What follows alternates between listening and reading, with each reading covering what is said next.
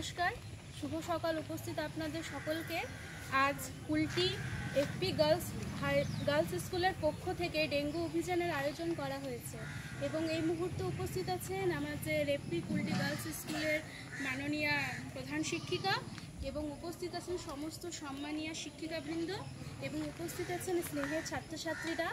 আজ এই ডেঙ্গুর অভিযান আমরা সকলেই দেখতে পাচ্ছি যে বিগত কয়েকদিন ধরে আমরা যেভাবে দেখতে পাচ্ছি, তবে কথাই বলবো সংক্ষিপ্ত আকারে আপনাদের নিকট উপস্থাপনা করি যে ডেঙ্গু হচ্ছে একটা মশাবাহিত সংক্রামিত রোগ, অর্থাৎ মশার মাধ্যমে আমাদের ডেঙ্গু হয়ে থাকে।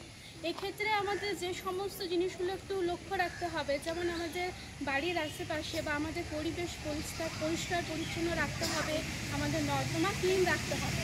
আমাদের কিন্তু একটা কথা মনে রাখতে হবে যে আমাদের বাড়ির ছাদে এখন বর্ষাকালের সময়, তো এখন সেই সময় যেন আমাদের ছাদে জল যেন না জমে, অর্থাৎ জল জমলে সেখানে কিন্তু মশার লার্ভা জন্ম নেয়, ডিম পারে এবং সে থেকে লার্ভার সৃষ্টি হয় এবং এর ফলে সৃষ্টি হয়।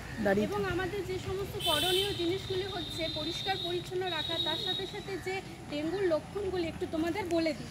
যখনই কারো যদি ডেঙ্গু হয়, সংক্রামিত হয়, তাহলে তার জ্বর, বমি বমি ভাব, গায়ে ব্যথা, গা হাত পা ব্যথা, মাথা ব্যথা, এই সমস্ত লক্ষণগুলি দেখা যায়। সেক্ষেত্রে সুতরাং যখনই আমাদের একটু জ্বর বা বমি ভাব হবে, আমাদের কি করা উচিত? অন্তত আমাদের নিয়ারেস্ট যে ডক্টর, ওনার সাথে আমাদের অ্যাপয়েন্টমেন্ট নেওয়া উচিত, অর্থাৎ ডক্টরের কাছে যাওয়া উচিত। চট করে আমরা কি করি, অনেক সময় আমরা মেডিকেলে গিয়ে ওষুধ খেয়ে নিই, যেটা কিন্তু এখন করা উচিত নয়। যখন একটু সামান্য মাথা ব্যথা তখন না হয় সেগুলো কার্যকরী হয়, কিন্তু এই যে সময়টা আমার মনে হয় যখন কিছু হয় ডাক্তারের কাছে ডাক্তারের কাছে যেতে হবে।